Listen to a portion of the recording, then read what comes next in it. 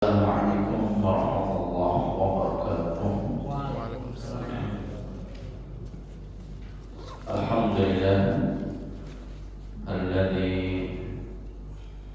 an'ama bi ni'matil iman wal islam wa asyhadu an la ilaha illa wahdahu la syarika lah wa asyhadu anna Muhammadan abduhu wa rasuluh.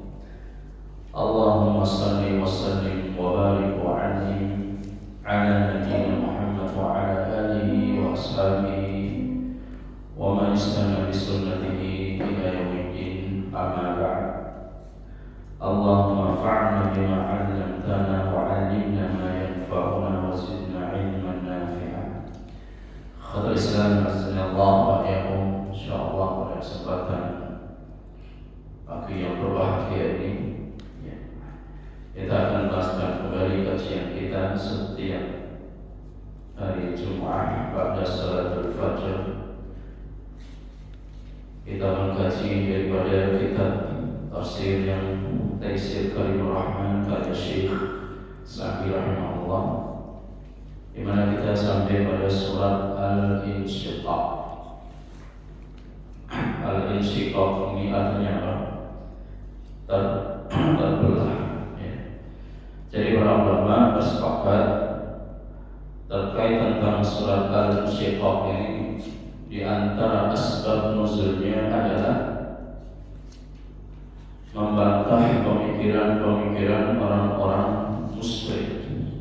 Jadi surat Al-Insyiqaq ini lebih mengedepankan tentang bantah dogma, keyakinan, pemikiran orang-orang musyrik, orang-orang kafir Quraisy yang ada di Mekah, di mana keyakinan mereka itu manusia ketika sudah mati maka tidak akan mungkin hidup kembali, tidak akan mungkin dibangkitkan.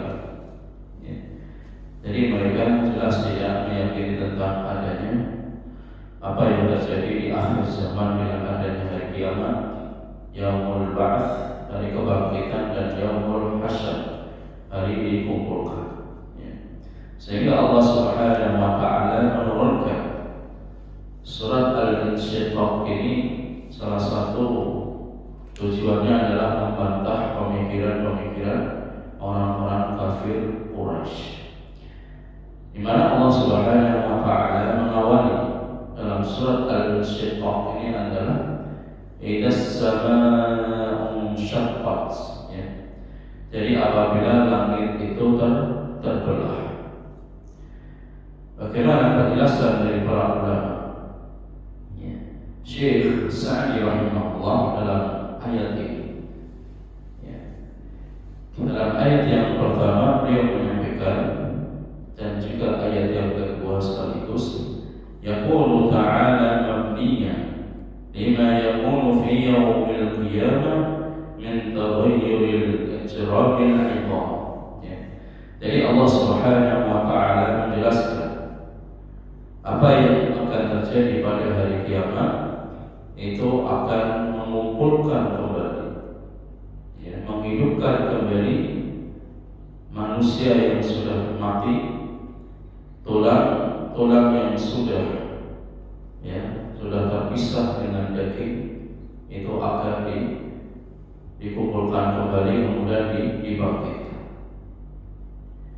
Idzas samaa'u insyaqqat, kata beliau, ay infatarat wa tamayyazat ba'daha bi ba'din wa intatharat nujumuha wa khasafat syamsuha wa qamaruha.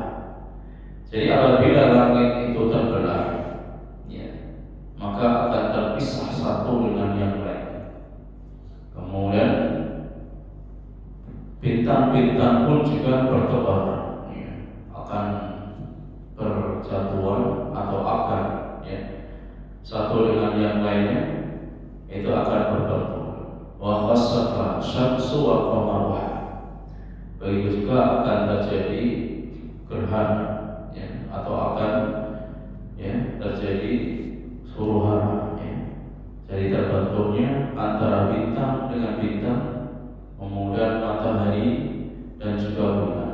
Wa atinat li rabbiha ay istama'at li amrihi wa alqat sam'aha wa asafat lahqadaha ay huqqa laha dhalika fa innaha musakharatun mudabbarah tahta musakhirul malikil azim la yuhsa amruhu wa la yukhalifahu hukmuhu. Jadi yang dijelaskan oleh Syekh Sa'di rahimahullah, maka beliau ketika menjelaskan langit itu terbelah, jadi tidak ada makhluk yang lebih besar daripada langit saja yang kita saksikan sekarang itu, bahkan matahari, bahkan bulan-bulan, bintang-bintang yang ada, itu semua benda-benda langit yang lainnya itu akan saling berbenturan, akan saling hancur satu dengan yang lain. Dan benda-benda langit ini semuanya akan tunduk dengan Allah Subhanahu wa Ta'ala. Jadi mereka akan tunduk dan mengikuti apa yang diinginkan oleh Allah Subhanahu wa Ta'ala. Kendati pun demikian, semuanya itu akan berjalan sesuai dengan rotasinya, tetapi matahari tidak. Matahari juga akan berputar pada rotasinya, tetapi di akhir zaman matahari yang biasa terbit dari timur, maka dia akan terbit dari barat. La yuhsa amruhu. Jadi tidak pernah mereka bintang-bintang, kemudian matahari, bulan itu akan menyelisihi perintah Allah Subhanahu wa Ta'ala. Ini sekali lagi bahwa hari kiamat ini benar-benar akan terjadi, beda dengan yang diyakini orang-orang kafir Quraisy. Kalau manusia mati sudah, berarti sudah menjadi debu, kemudian tidak akan dibangkitkan lagi dan tidak akan dikumpulkan lagi. Itu penjelasan dari Syekh Sa'di rahimahullah. Kemudian ayat yang ketiga sampai 5 kata beliau, wa idal ardu muddat, dan apabila bumi ini benar-benar didatarkan, jadi bumi akan didatarkan, ay rajafat wa tajat wa nusifat 'alaiha jibaluha wa tuqama 'alaiha min bina'i wa ma'lamin fasawiyah. Jadi ketika bumi ini datar, maka otomatis gunung-gunung ini akan meletus satu dengan yang lain. Selanjutnya, setelah gunung-gunung meletus, maka di sana sudah tidak ada lagi tanda-tanda adanya perbedaan ketinggian dan rendahnya tanah. Kalau sekarang kita melihat kan ada ketinggian, ketika ke arah pegunungan, maka pasti di situ ada perbedaan, pasti jalannya akan naik tajam. Begitu juga akan ke laut, maka akan jalannya akan menurun. Tapi pada hari kiamat itu semuanya datar, jadi tidak ada di sana lembah, tidak ada lagi gunung, tidak ada lagi jalan-jalan yang menurun dan seterusnya. Ini menunjukkan Allah Subhanahu wa Ta'ala juga di dalam ayat yang lainnya bahwa Allah Subhanahu wa Ta'ala akan mengganti bumi yang kita huni itu dengan bumi yang lain. Begitu juga Allah akan mengganti langit ini dengan langit yang lain. Yauma tubaddalul ardu ghairal ardi was samawat. Jadi kata Allah Subhanahu wa Ta'ala, kami akan ganti bumi yang ada sekarang ini dengan bumi yang lain. Begitu juga dengan langit. Bahkan dijelaskan oleh para ulama bahwasanya itu tujuannya adalah untuk apa? Untuk mengumpulkan seluruh manusia dari Adam sampai hari kiamat di padang mahsyar. Maka ini bukan berapa miliar, triliunan manusia. Bayangkan dari Nabi Adam sampai hari kiamat. Sekarang saja berapa miliar manusia yang hidup di muka bumi. Ini baru sekarang. Belum lagi generasi sebelumnya atau generasi di masa yang akan datang, 2040, 2050 menunjukkan apa? Bahwa tempat yang Allah janjikan, yang Allah sediakan untuk bertemunya seluruh manusia, ini benar-benar didatarkan semua. Jadi tidak ada lagi gunung, tidak ada lagi yang kita lihat ketinggian, tidak ada lagi yang kita lihat turun dan seterusnya. Jadi semuanya rata, ya, datar, rata dan menghadap kepada Allah Subhanahu wa Ta'ala. Jadi tidak ada tanda-tanda ketinggian ataupun turunnya bumi yang kita pijak saat ini. Wa maddallaha maddal adim. Kemudian Allah Subhanahu wa Ta'ala akan meratakan tadi. Maddal adim artinya Allah meratakan bumi sebagaimana meratakan kulit. Ya. Jadi Allah meratakan bumi sebagaimana Allah meratakan kulit. Kulit ini kita lihat kan nggak ada situ lurus, jadi nggak ada yang naik turun. Jadi seperti itulah Allah Subhanahu wa Ta'ala memberikan permisalan. Ini hadis dari Nabi Sallallahu Alaihi Wasallam. Ini sebagaimana dalam sanadnya tetapi lemah. Tetapi dalam hadis yang lainnya Nabi Sallallahu Alaihi Wasallam menyampaikan, "Idza kana yaumul qiyamah muddatil ardh maddal adim." Apabila hari kiamat terjadi, maka Allah akan meratakan bumi sebagaimana meratakan kulit. Kalau ini ada asarnya dari riwayat Hakim dan Ibnu Majah dalam hadis menguatkan hadis sebelumnya yang sanadnya itu lemah. Jadi intinya bahwa apa yang kita ketahui dan kita pelajari pada pagi hari ini benar-benar sangat memberikan ilmu pemahaman bahwa Allah ini akan meratakan bumi sebagaimana Allah ratakan kulit yang tidak ada bentrokan, tidak ada tanda-tanda yang mana itu naik dan turun. Selanjutnya kata Syekh Sa'di rahimahullah, hatta sarat wasi'atan jiddan. Sampai apa? Sampai terlihat bumi ataupun tempat pada masa itu terlihat sangat luas sekali.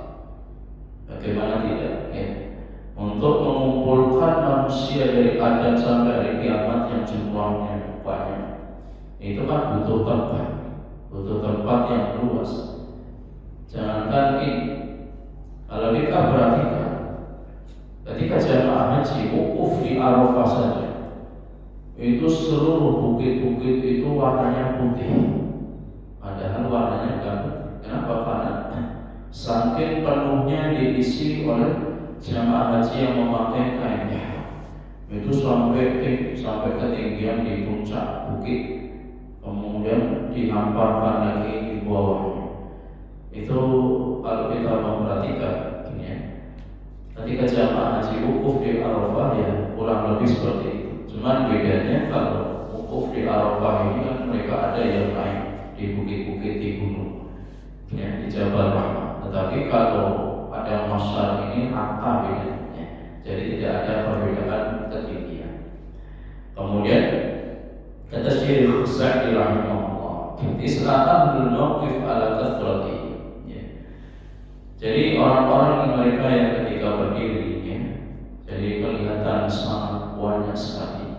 Fatusiru qa'an safsafa la tara fiha 'iwajan wa la amta.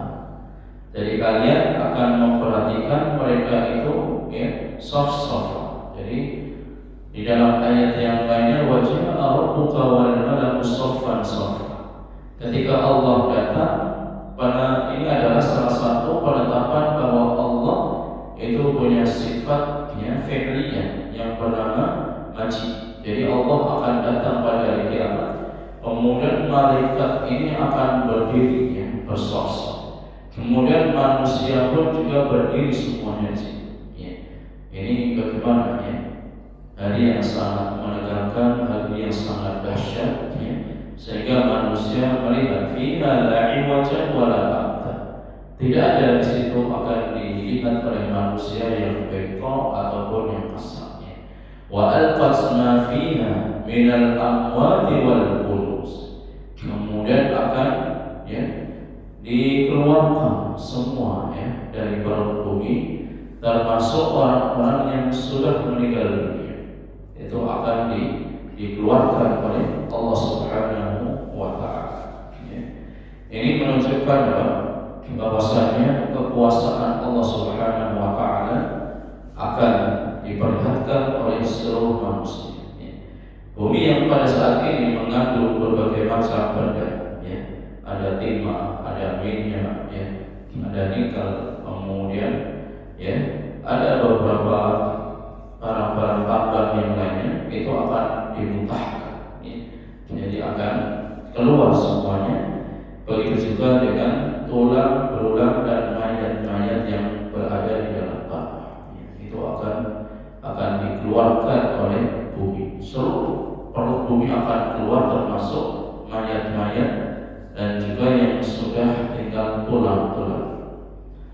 Kemudian bagi orang-orang kafir, mereka berpikir, apa mungkin manusia ketika sudah menjadi tulang belulang, apalagi yang dia meninggal sudah berabad-abad tahun, puluhan abad, apa bisa?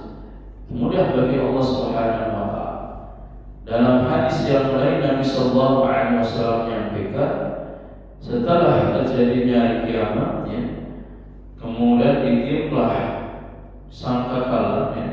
Itu 2 kali tiupan. Yang pertama untuk hari kiamat, sangkakala yang kedua ditiup untuk mengumpulkan manusia tadi, ya. Allah Subhanahu wa Ta'ala itu akan menurunkan air hujan, kemudian akan menyirami manusia yang sudah mati ribuan abad lamanya, kemudian akan tumbuh dari tulang ekor. Makanya tulang ekor itu akan musnah sampai kiamat, ya. Jadi tulang ekor lagi ketika Allah turunkan air hujan, tumbuhlah daging, ya.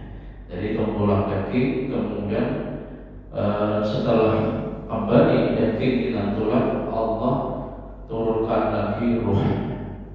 Jadi ruh dan jasad ini menyatu, kemudian digiringlah di pada mahsyar. Meskipun ada sebagian ulama mengatakan itu hanya ruhnya saja, tapi dalam akidah kita harus meyakini itu semuanya akan dikumpulkan oleh Allah Subhanahu wa Ta'ala antara ruh dan jasad manusia yang sudah meninggal dunia. Kemudian kata Syekh As-Sa'di rahimahullah, wa takhallas minhum fa innahum yanfakhu fis-sur. Jadi itu akan terjadi ketika ditiupkan ruh tadi, fatukhrijul amwatu minal ajdad ila wajhil ardi. Jadi seluruh manusia itu akan dikeluarkan, karena itu termasuk daripada isi bumi, perut bumi. Jadi akan dikeluarkan sehingga bumi ini kosong. Bumi sudah tidak ada kandungan apapun.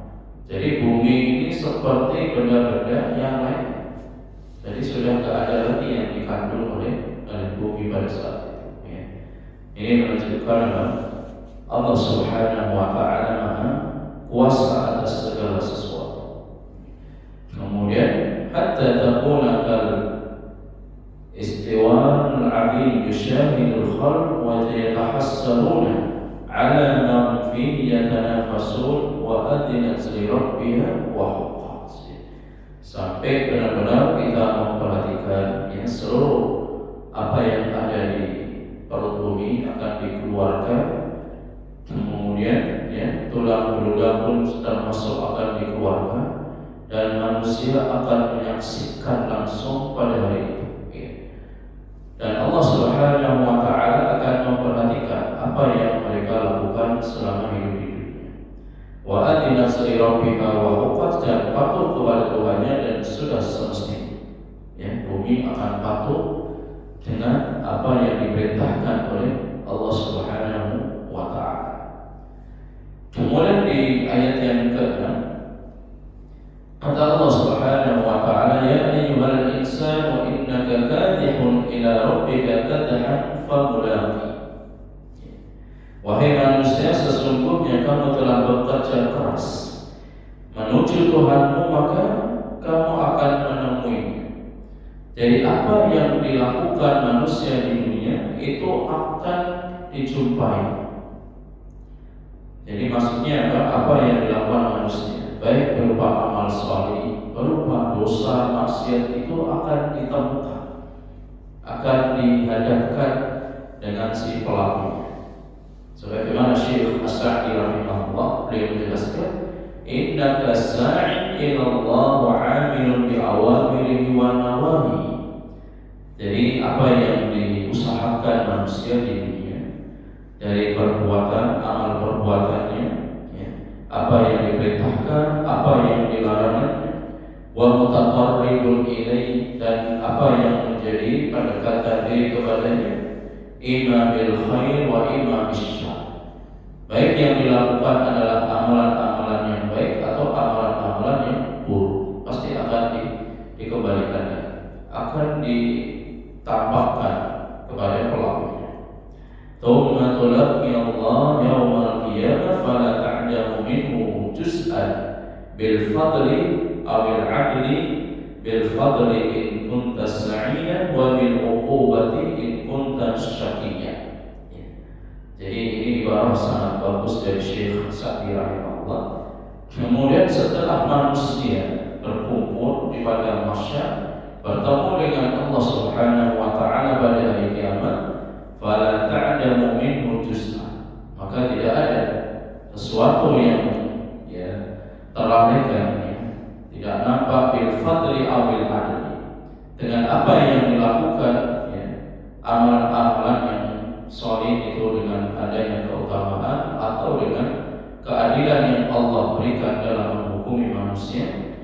Yang dimaksud dengan bil fadli, dengan keutamaan ini, kunta sa'idan, kalau manusia melakukan amal-amal sholih yang banyak itu akan menjadikan kebahagiaan, dan dia akan menjadi syaqiyan, sengsara, kalau ternyata amalan-amalan yang dilakukan itu adalah amalan perbuatan noda dan dosa.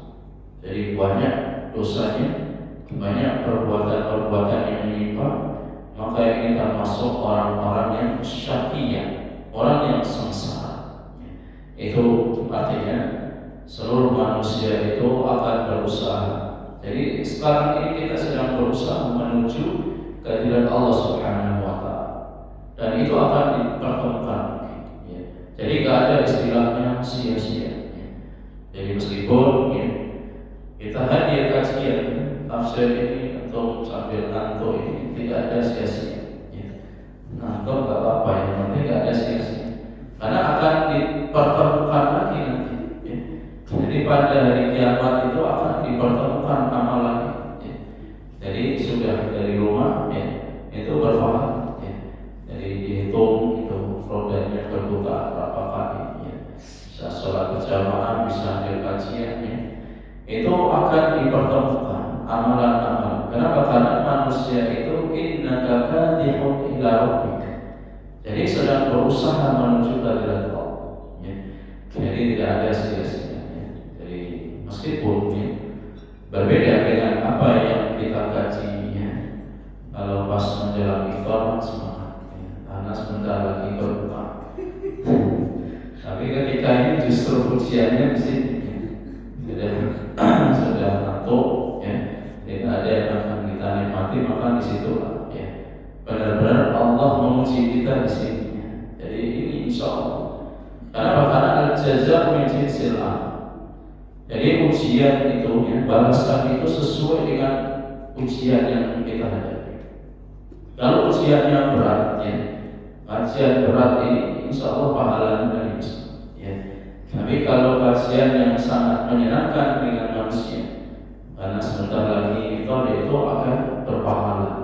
Tapi kalau ditimbang itu jelas yang lebih berat, karena harus tadi kita berjuang. Yang harusnya habis salat fajar, subuh kita masih bisa untuk istirahat, bisa tidur, tapi kita justru berjuang. Jadi sekali lagi ini akan dikembalikan lagi kepada kita semua. Kadihun ila rabbika qadhan famulaqi. Jadi akan apa yang kita usahakan, kita upayakan, kita lakukan akan dikembalikan Dan kalau itu memiliki keutamaan, kita termasuk orang-orang yang berbahagia. Itu maksud daripada ayat. Kemudian ayat yang ke-7 dan yang ke-9 kata Syekh As-Sa'di rahimahullah, wa lihadza dzakara tafsirul jazaa. Oleh karenanya Allah Subhanahu wa taala akan menjelaskan, akan menjelaskan rincian balasan tadi. Balasannya apa? Fa amma man utiya kitabahu bi yaminihi. Jadi ketika Allah Subhanahu wa taala memberikan kitabnya atau catatan-catatannya diberikan dari sebelah kanannya, maka kata Allah Subhanahu wa taala, fasawfa yuhasabu hisaban yasira. Maka Allah atau dia akan dihisab dengan hisab yang mudah. Jadi kalau kita banyak catatannya, terutama di bulan Ramadan kita isi catatan kebaikan-kebaikan, maka catatan kebaikan itu akan memudahkan hisab kita. Jadi seperti itu. Jadi kita dari pagi sudah sholat subuh, berkajian, sore juga berkajian lagi, malamnya sholat tarawih, kemudian kita tadarus tilawatul Quran, malam bangun lagi makan salat. Jadi ini kan catatan-catatan kebaikan semua. Maka catatan kebaikan ini kalau kita kumpulkan setiap hari, itu sama halnya memudahkan hisab kita. Jadi hisab kita ini akan mudah. Karena kata Allah Subhanahu wa taala, orang yang catatannya diberikan dari sebelah kanannya ini akan dimudahkan hisab. Sebagaimana Syekh As-Sa'di rahimahullah, beliau menjelaskan,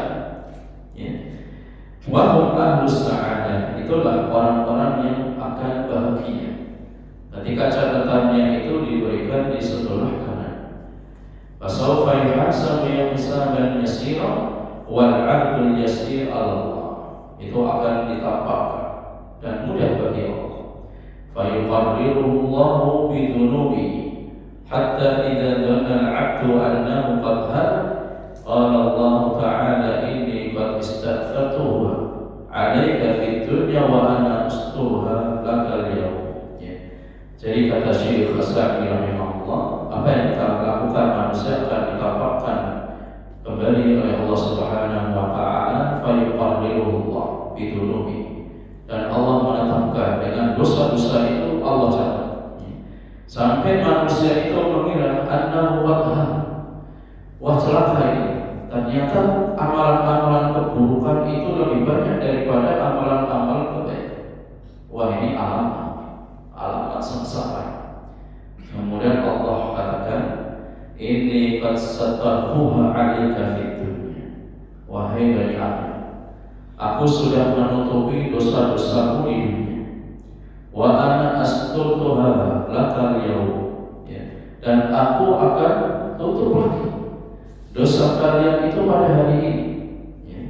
Pada hari ini ditutup lagi oleh Allah Subhanahu wa taala, sebagaimana Allah menutup dosa-dosa kita di dunia.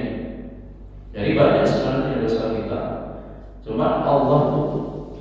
Makanya ketika ada orang yang diselamatkan oleh Allah, jadi melakukan perbuatan dosa tapi tidak ada manusia yang tahu, jangan diceritakan.